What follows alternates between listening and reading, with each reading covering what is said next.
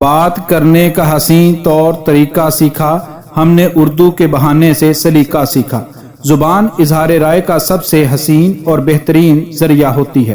کسی بھی ملک کی قومی زبان نہ صرف اس کی پہچان بلکہ معاشرے کی مختلف لسانی اکائیوں کے اتحاد و ترقی کی ضمانت بھی ہوتی ہے۔ قومی زبان اردو ملک کی معاشرت اور تہذیب و تمدن کی اساس ہے۔ 30 جنوری کو پاکستان قومی زبان تحریک فیصل آباد ڈویژن کے زیر اہتمام نفاذ اردو احتجاجی مظاہرہ کیا گیا، جس کی قیادت معتبر وکیل رانا راشد علی خان، سکینہ چودھری، رانا نعیم واحد، فرح گل اور قائم احتشام نے کی۔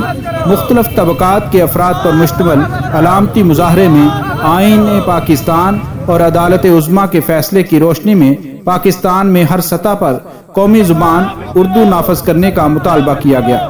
علامتی مظاہرے کے شرکاء نے ضلع کونسل چوک سے گھنٹہ گھر تک جلوس نکالا، جس میں مقابلے کے تمام امتحانات اردو میں لینے، ہر سطح کی تعلیم اردو زبان میں دینے، عدالتی فیصلے اردو زبان میں جاری کرنے، ہر سطح کے سرکاری معاملات میں اردو رائج کرنے کے مطالبات کیے گئے تھے۔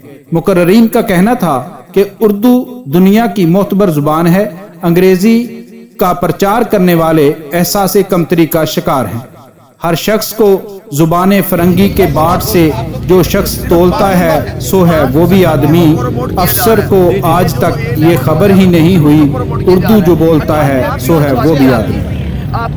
بی میڈیا نیوز، فیصل آباد۔